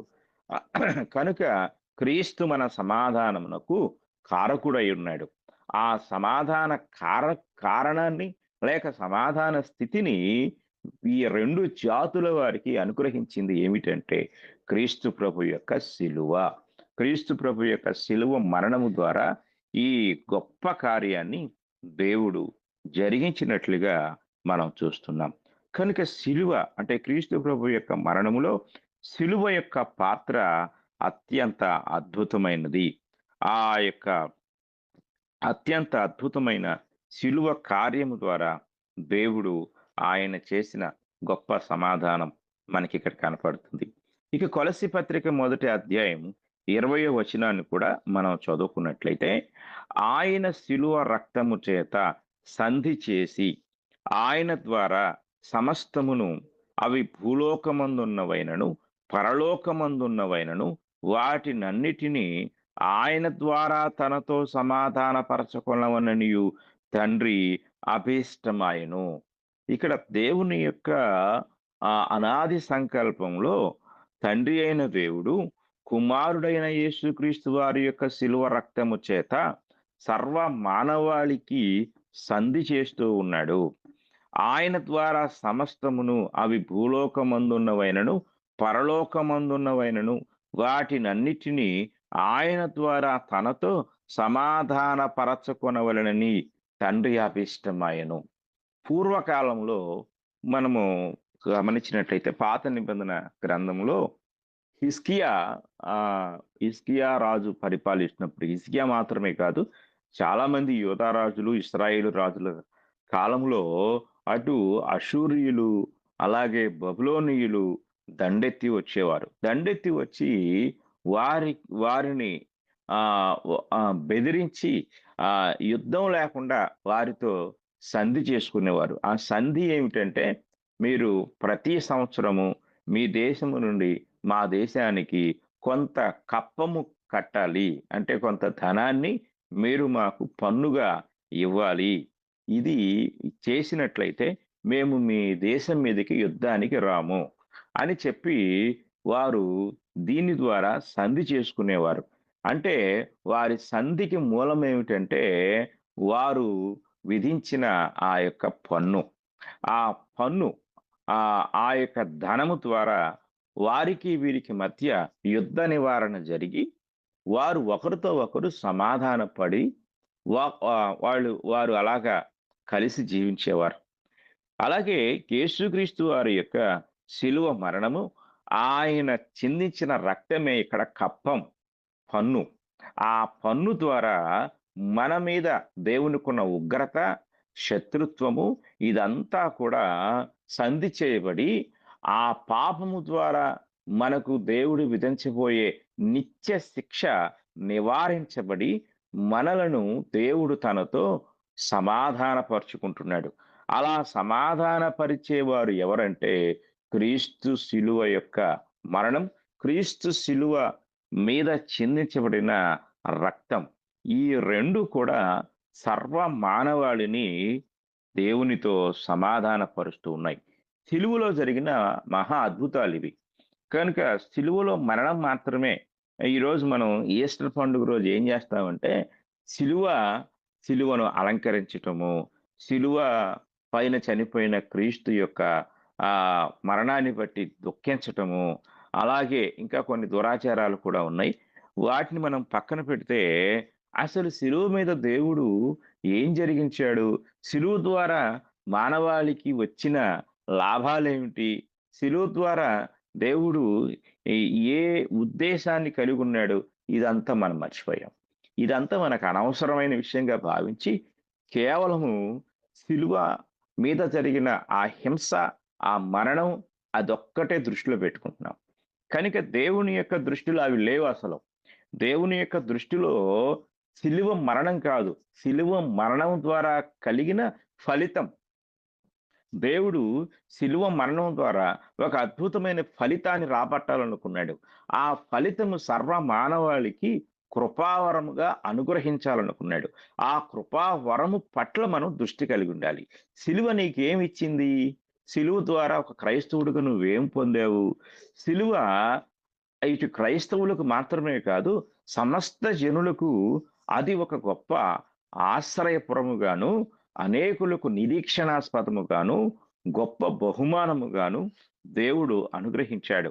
అందుకే ఈ యొక్క వచనంలో ఆయన శిలువ రక్తము చేత సంధి చేసి, అనగా క్రీస్తు శిలువ రక్తము పాపులైన మానవులకి పరిశుద్ధుడైన దేవునికి మధ్య ఉన్న శత్రుత్వ నివారణ జరిగించబడిన సంధి కార్యము. సంధి లేకపోతే జరిగేది యుద్ధమే. యుద్ధంలో ఏమవుతుందంటే మరణమే. కనుక ఆనాడు యూదుల యొక్క బలం తక్కువగా ఉంది కాబట్టి వారు ఏం చేశారంటే దేవుని పైన ఆధారపడకుండా శత్రువులకు భయపడి పన్ను కట్టడానికి లొంగిపోయారు. ఈరోజు మనము బలవంతుడైన దేవుని యొక్క శిక్ష నుండి తప్పించబడటానికి ఆయనే తన కుమారుని యొక్క రక్తాన్ని మన కొరకు సంధిగా నిర్ణయించాడు. వాస్తవానికి మన పాపాలకు మన రక్తము చిందించాలి. కానీ ఆయన మనల్ని ప్రేమించారు గనుక తన కుమారుని రక్తాన్ని సంధి క్రయధనముగా ఆయనే ఉచితంగా మనకిచ్చాడు. ఆ సంధి క్రయధనమైన క్రీస్తు రక్తమునందు విశ్వసించుట ద్వారా కలిగే పాప విమోచన దేవునితో మనలను సమాధానపరుస్తుంది. ఈ సమాధానపరిచే కార్యము సిలువలో జరగాలని దేవుడు కోరుకున్నాడు. ఇది మనకు తెలుసా? దీన్ని మనం తెలుసుకున్నామా? ఇది మన జీవితాల్లో జరిగిందా? ఈ సంధి కార్యం జరిగిందా? సమాధాన కార్యం జరిగిందా? ఇది మనం ఆలోచించాలి. ఇది మనం ఆలోచించి క్రీస్తు ప్రభు యొక్క జన్మ ద్వారా ఎన్ని విషయాలు మనం నేర్చుకున్నాం. ఆయన దారిగా ఈ భూమి మీదకి రావటానికి దేవుడు ఏది ఉద్దేశించాడో అది పక్కన పెట్టేసి కేవలము ఒకరోజు పండుగ చేసి దులిపేసుకుంటున్నాం. అలాగే క్రీస్తు శిలువ మరణం ద్వారా ఏది జరగాలని దేవుడు తన అనాది సంకల్పంలో నిర్ణయించాడో దానంతటిని పక్కన పెట్టారు. బోధించే బోధకులు కూడా దాన్ని బోధించడం మానేసి కేవలము ఒకరోజు 2-3 రోజులు పండుగగా చేసి దులిపేసుకుని ఇక మరలా సంవత్సరం వరకు మనకు ఆయన శిలువతో కానీ ఆయన మరణంతో కానీ సంబంధం లేదు అనే అజ్ఞానంతోనూ గ్రుడ్డితనంతోనూ ఈనాటి క్రైస్తవులను సాతానుడు ముసుగులో ముంచి బంధించాడు. జ్ఞానయుక్తమైన తెలివి గల వారముగా, వివేకము కలిగిన వారముగా ఈరోజు మనతో మాట్లాడుతున్న దేవుని యొక్క వాక్య సత్యాన్ని గ్రహించే వారముగా మనము మన మనోనేత్రాలను తెరచి క్రీస్తు జన్మ యొక్క రహస్యాన్ని, జన్మ అనే దానికంటే అవతరణ యొక్క రహస్యాన్ని, లేక ఇప్పుడు మనం చర్చించుకుంటున్న క్రీస్తు ప్రభు యొక్క మరణము పట్ల దేవునికున్న దృఢ సంకల్పంతో కూడిన అత్యంత గొప్ప ఉద్దేశాన్ని మనం గ్రహించినప్పుడు క్రీస్తు శిలువ సర్వ మానవాళికి రక్షణార్థముగా మహిమకరముగా ఉంటుంది అనే సత్యాన్ని మనము గ్రహించవలసిన వారమై ఉన్నాం. ఇక మనము మూడో విషయాన్ని గ్రహించాలి. ఒకటి మరణాన్ని గురించి చెప్పుకున్నాము. రెండవది ఆ మరణము విధించుటకు దేవుడు నిర్ణయించిన ఒక గొప్ప బలికార్యము సిలువను గురించి చెప్పుకున్నాము.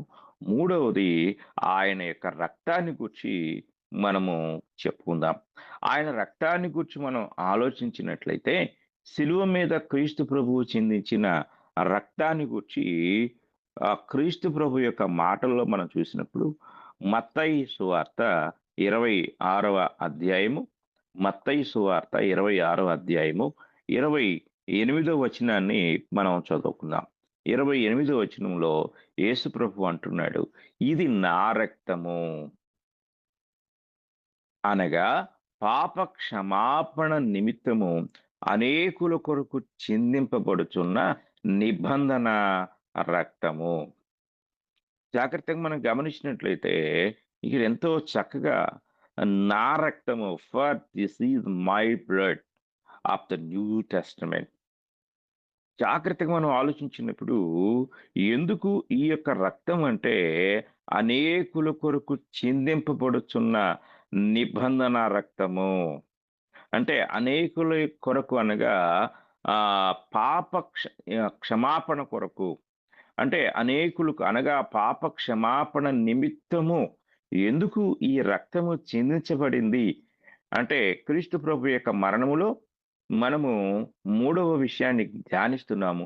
ఈ మూడవ విషయము ఆయన రక్తము యొక్క పాత్ర, శిలువ యొక్క పాత్ర మనం నేర్చుకున్నాము. రక్తము యొక్క పాత్రను గురించి, రక్తము యొక్క ప్రాముఖ్యత ఏమిటి అనేది మనం గమనిస్తే ఇది పాప క్షమాపణ నిమిత్తము అనేకుల కొరకు చిందింపబడుచున్న నిబంధన రక్తము. ఇది సాధారణమైన రక్తము కాదు, ఇది నిబంధన రక్తము. దీని పర్పస్ ఏమిటి, ఉద్దేశం ఏమిటంటే అనేకుల యొక్క పాప క్షమాపణ.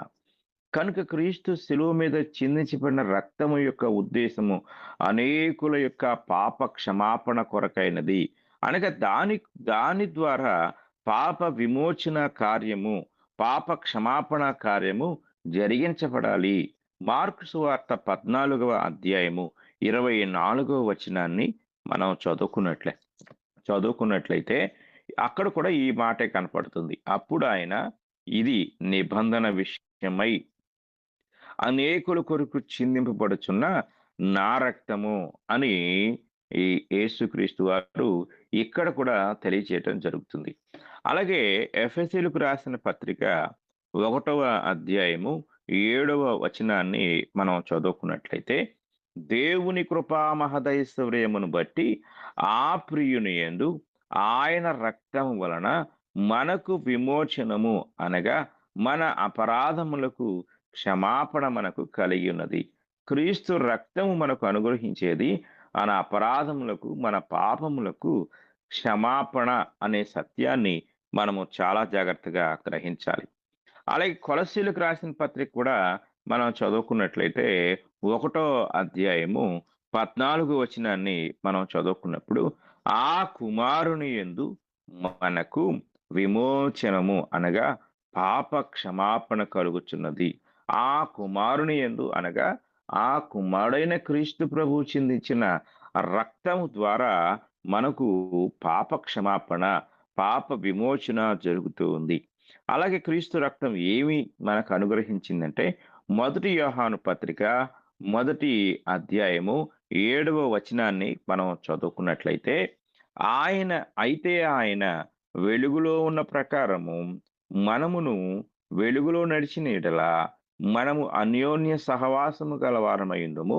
అప్పుడు ఆయన కుమారుడైన యేసు రక్తము ప్రతి పాపము నుండి మనలను పవిత్రులనుగా చేయును. క్రీస్తు రక్తము అపరాధముల నుండి విడిపిస్తుంది, విమోచన అనుగ్రహిస్తుంది, మనలను పాపము నుండి విడిపించి పవిత్రులనుగా చేస్తుంది, పవిత్రపరుస్తుంది. అంటే పాత నిబంధనలో ఏ విధముగా ఆ యొక్క గొర్రెపిల్ల యొక్క రక్తము అపరాధము నుండి విడిపిస్తుందో అంత మాత్రమే కాదు గాని మనలను శాశ్వతమైన పరిశుద్ధులనుగా చేసే ఒక గొప్ప కార్యము క్రీస్తు శిలువ రక్తము ద్వారా మాత్రమే జరుగుతుంది. అలాగే హెబ్రీయులకు రాసిన పత్రిక 9వ అధ్యాయము 12వ వచనాన్ని కూడా మనం చదువుకున్నట్లయితే, మేకల యొక్కయు కోడెల యొక్కయు రక్తముతో కాక తన స్వరక్తముతో ఒక్కసారే పరిశుద్ధ స్థలములో ప్రవేశించెను. అంటే క్రీస్తు ప్రభు వారు ఒక ప్రధాన యాజకునిగా యాజకత్వ కార్యాన్ని జరిగిస్తూ, ప్రధాన యాజకుడు తనది కాని రక్తాన్ని తీసుకుని ఆ యొక్క భౌతికమైన గుడారములో ప్రవేశిస్తే, క్రీస్తు ప్రభు ఆత్మ సంబంధమైన గుడారమనగా దేవుని యొక్క సముఖములోనికి తన రక్తాన్ని చేతపట్టుకుని వెళ్ళినట్లుగా ఇక్కడ ఈ వచనం మనకు తెలియజేస్తుంది. అలాగే 25వ వచనాన్ని కూడా మనం చదువుకున్నట్లయితే 25వ వచనంలో, అంతేకాదు ప్రధాన యాజకుడు ప్రతి సంవత్సరము తనది కాని రక్తము తీసుకుని పరిశుద్ధ స్థలంలోనికి ప్రవేశించినట్లు ఆయన అనేక పర్యాయములు తన్ను తాను అర్పించుకున్నట్టుకు ప్రవేశింపలేదు. కానీ అట్లైన యెడల జగత్తు పునాది వేయబడింది మొదలుకొని ఆయన అనేక పర్యాయములు శ్రమపడవలసి వచ్చును. అయితే ఆయన యుగముల సమాప్తి యందు తన్ను తానే బలిగా అర్పించుకొనుట వలన పాప నివారణ చేయుటకై ఒక్కసారే ప్రత్యక్షపరచబడెను. అంటే ఒక్కసారే క్రీస్తు తన రక్తాన్ని చిందించెను అని ఈ వచనం మనకి తెలియజేస్తా ఉంది. అలాగే మనము క్రీస్తు ప్రభు యొక్క రక్తాన్ని గూర్చి మరొక వచనాన్ని చూసినట్లయితే, ప్రకటన గ్రంథము 1వ అధ్యాయము 5వ వచనం ఈ మాట మనకు తెలియజేస్తుంది. నమ్మకమైన సాక్షియు, మృతుల్లో నుండి ఆది సంభూతుడిగా లేచిన వాడును, భూపతులకు అధిపతియునైన యేసుక్రీస్తు నుండి కృపా సమాధానములు మీకు కలుగునుగాక. మనలను ప్రేమించుచు తన రక్తము వలన మన పాపముల నుండి మనలను విడిపించిన వానికి మహిమయు ప్రభావమును యుగయుగములు కలుగునుగాక. ఆమేన్. కనుక మనల్ని ప్రేమించుచు తన రక్తము వలన ఆయన మన పాపముల నుండి విడిపించాడు. కనుక ప్రియమైన వాళ్ళారా, ఈ క్రీస్తు ప్రభు యొక్క మరణములో జరిగిన గొప్ప అద్భుతాలను మనం పరిశీలించినట్లయితే, ఒకటి ఆయన మరణం, ఆ మరణము శిలువ ద్వారా జరిగిన కార్యము. మూడవది ఆ మరణములో ఆయన చిందించిన రక్తం. ఈ 3 విషయాలు ఈరోజు క్రీస్తు ప్రభు యొక్క మరణము నుండి మనం నేర్చుకున్నాం. కనుక మనం నేర్చుకున్న ఈ విషయాల పట్ల మనమందరము స్పష్టమైన సరి అయిన అవగాహన, గ్రహింపు కలిగిన వారమై క్రీస్తు ప్రభు యొక్క మరణాన్ని మనకు ఆశీర్వాదంగా అనుగ్రహించిన దేవుని కృపను బట్టి దేవునికి విధేయులమై ఆయన అనుగ్రహించే ఉచితమైన రక్షణను పొందుకుంటూ ఆ మరణము యొక్క ఫలితాన్ని ప్రతి ఒక్కరూ పొందాలని నేను కోరుకుంటూ ఈ మాటలు ముగిస్తూ ఉన్నాను. ఇంతవరకు శ్రద్ధతో విన్న మీ అందరికీ నా వందనములు తెలియజేస్తూ ఉన్నాను. మీకు కూడా వందనములు సార్. మిగిలిన ప్రార్థన చేయండి.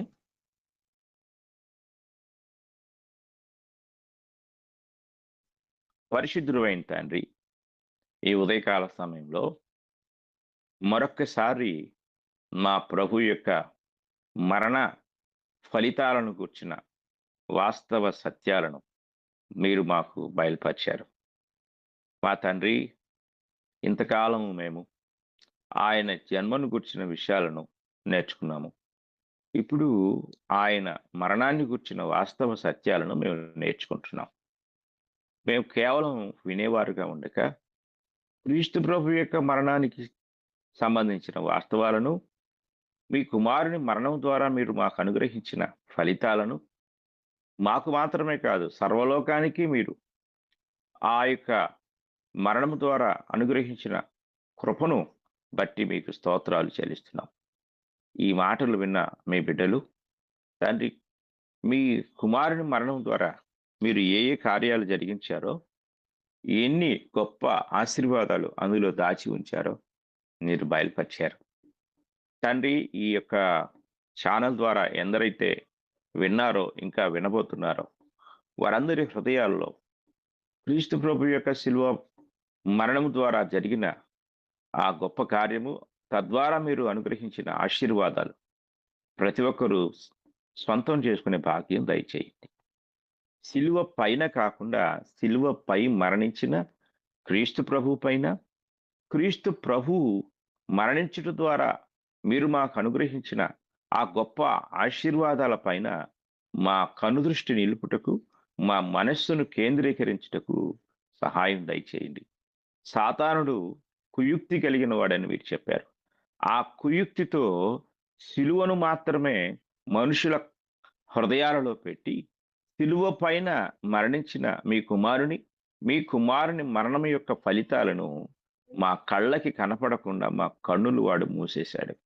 కన్నులు తెరుచుకున్న వారమై తండ్రి, శిలువ కొయ్యను కాదు కానీ శిలువ పైన జరిగిన ఆ గొప్ప భాగ్యాన్ని మేము కళ్ళారా వీక్షించుటకు, ఆ గొప్ప ఆశీర్వాదాలు పొందుకున్నటకు సర్వ మానవాళికి కృప అనుగ్రహించండి. గ్రూపులో చేరి ఎందరైతే మీ మాటలు విన్నారో వారందరినీ శిలువ కార్యానికి పాత్రులుగా తండ్రి మీరు చేయమని కోరుకుంటున్నాం. మా తండ్రి, మీ కృప మా అందరికీ దయచేయండి. అలాగే గ్రూపులో ఉన్న ప్రతి ఒక్కరు కూడా తండ్రి, భౌతికమైన ఆశీర్వాదాలు కాదు కానీ ఆత్మ సంబంధమైన ఆశీర్వాదాలలో శిలువ పైన మీరు కుమ్మరించారు, వాటిని పొందుకునే భాగ్యం దయచేయండి. మా సహోదరులు ఎవరైనా తండ్రి మరి బలహీనులుగా ఉంటే, రోగగ్రస్తులుగా ఉంటే వారిని బలపరచండి, స్వస్థపరచండి. అలాగే తండ్రి, మరి మా ప్రభు యొక్క శిలువకు ముంగుర్తుగా అటు నిర్గమకాండములో, లేవీకాండములో, ఇంకా తండ్రి మరి ఆ యొక్క పంచకాండాల్లో మీరు ముందుగా చెప్పబడిన ఆ బలియార్పణల వివరాలను సోదరుడు తండ్రి ఎంతో చక్కగా వివరిస్తూ ఉండగా, తండ్రి, ఆ బలియార్పణ ద్వారా జరిగే ఫలితాలను ప్రతి ఒక్కరు కూడా ముందస్తుగా మీరు నిర్ణయించిన ఆ యొక్క శిలువలో జరిగే నెరవేర్పును గుర్తించి ఆ బలి కార్యక్రమాల ద్వారా ఏవైతే సంగతులు మీరు బయలుపరుస్తున్నారో వాటిని వివరిస్తున్న మీ దాసుని ఆశీర్వదించమని, ఆ సత్యాలను భౌతికంగా కాక ఆత్మీయంగా అర్థం చేసుకున్న మనసు ప్రతి ఒక్కరికి దయచేయమని కోరుకుంటున్నాం. అలాగే తండ్రి, మరి పడబోతున్న ఆన్లైన్ బైబిల్ ఇన్స్టిట్యూట్ను దీవించండి. అందుకు మీరే ప్రణాళికను అనుగ్రహించి మీ ప్రణాళికాబద్ధంగా కార్యములు జరిగించబట్టు కృప అనుగ్రహించమని వేడుకుంటున్నాం. అలాగే ఈ కార్యక్రమం అంతటిని కూడా ప్రతిదినము కూడా నిర్వహిస్తూ ఉన్న మీ దాసుని మీరు దీవించి ఆశీర్వదించండి. మీ దాసుని కుటుంబాన్ని ఆశీర్వదించండి.